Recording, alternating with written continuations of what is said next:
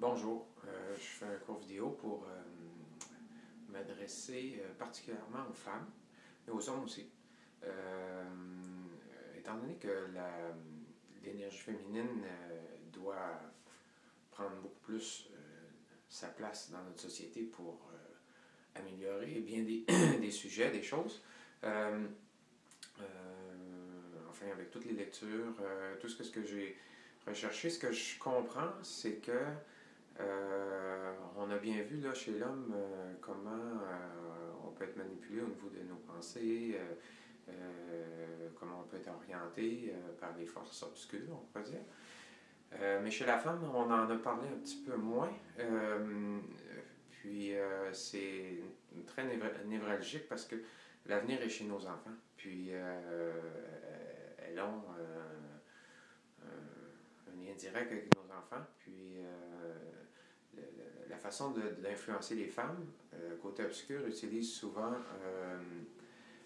pour donner un exemple, la femme quand elle tombe dans la peur que son enfant puisse ne pas surmonter un obstacle, va surprotéger, puis va le faire à sa place.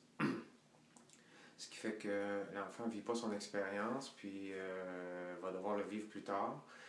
Ça fait des enfants qui n'ont pas beaucoup d'expérience dans la vie, même assez âgés finalement, qui n'ont pas accès à leur divinité.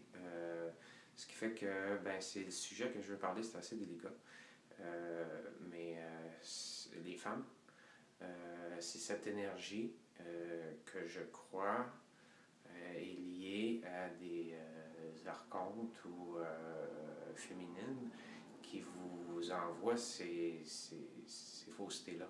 Il faut croire en nos enfants, il faut croire en leur potentiel, il faut les laisser vivre leurs expériences. C'est certain qu'il faut prendre soin d'eux, il faut leur enseigner à prendre soin de leur corps, de leur esprit, de les nourrir, de leur donner les bons exemples, mais il ne faut pas les empêcher de vivre leur expérience. Puis bien souvent, c'est la façon qu'ils viennent nous influencer. Donc, c'était le sujet que je voulais vous parler, partager.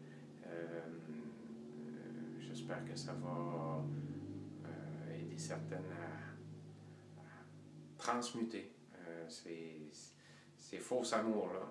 Souvent, c'est dit, c'est à cause que je l'aime, mais c'est quand on aime, on ne peut pas enfermer quelqu'un dans un cadre trop rigide.